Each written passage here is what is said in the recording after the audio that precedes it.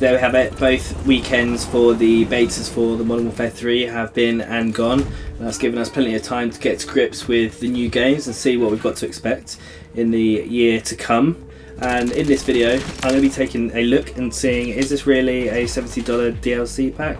Or have they given us a lot more content? And I'm going to break down some of my first impressions of the game, the good, maybe some of the bad bits, mainly focusing on the multiplayer MW3, but also some of that's going to drip through into Warzone. And so first off, first thing that hit me immediately was playing the old maps.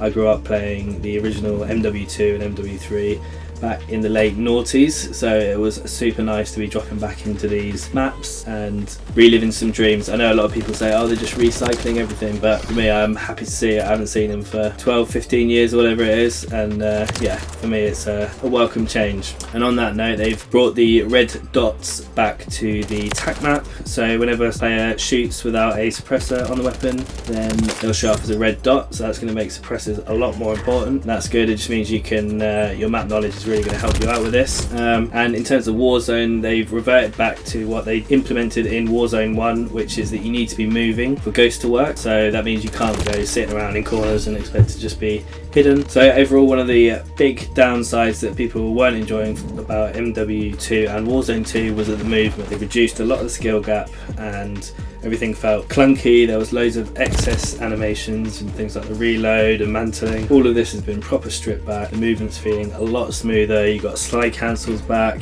reload cancels. They're even bringing stim boosts back to Warzone, which is going to be great for that skill gap. So yeah, I think the movement is a big W. One thing they haven't said they're bringing back, or at least they haven't brought it back for the betas yet, they might change it for the full release, is that buddy hops aren't back. So you can't reach out and buddy hop out, which again is another skill gap. Hopefully they will bring it in, but currently that's not in the game. Then moving on to the weapons, we've got a few of the old classics again coming back from Modern Warfare 2, things like the UMP45, which is an absolute beast. Used that a lot in the beta, which is actually the striker, but that was a great weapon, as you can see in this gameplay. And they've reduced a lot of the visual recoil, so in Warzone 2 and Modern Warfare 2, the screen's just shaking about. Even if the recoil perhaps is not that bad on the weapon, the screen's shaking, so it makes it really hard to see where you're shooting. So a lot of this recoil's gone, which is great. There is still recoil on the weapons, but it's much more easier to control because you can actually see what you're shooting. I found it so many times that I just couldn't see what I was shooting in the old game. That being said, in this beta I did have an issue with being able to tell who was on my team or on the enemy team, so that did end up getting me killed a few times, or I was shooting my own teammates, which should be an easy tweak for them to do for the full game. Maybe they just need to make the name tags bigger above the names or make the dots a bit brighter. Obviously I'm assuming in the new game we'll be able to change all the colour customizations like we could in the previous game, so again that should hopefully help with that. But yeah, I was having issues in the beta. They've also increased the HP, the base HP from 100 to 150. In Modern Warfare 2 the time to kill was absolutely ridiculous, no time to react. And then when they started throwing in all the shotguns and stuff, just chaos. So now it's 150 in multiplayer, and then obviously you've got an extra plate system which will come into Warzone, so it'll increase the TTK in Warzone as well. So that'll just give you longer to react. It means you can start to finesse a little bit. It does mean that the weapon's damage per mag ratio is going to become a lot more important, so you do need to make sure you're hitting your shots. And speaking of hitting your shots, snipers are back in Warzone, so you'll be able to one-shot kill with a headshot, so none of this breaking armor business, and you won't need any like attachments like explosive rounds or anything like that. You'll be able to just hit, and the bullet velocity is a lot better on the snipers as well, so yeah, we could be heading back to a more sort of Car 98 Swiss style gameplay from Warzone 1, which I know is going to make a lot of people happy. And also I found that the audio has been a lot clearer in this beta as well. Arguably a little bit too clear on teammates' footsteps. Often I can hear them and I'm having to double check the map before I bother turning around because I've got my own teammates running around me. But the audio and 3D spatial audio above, below is also super clear, and it feels like they're really prioritising the footsteps over all of the other audio.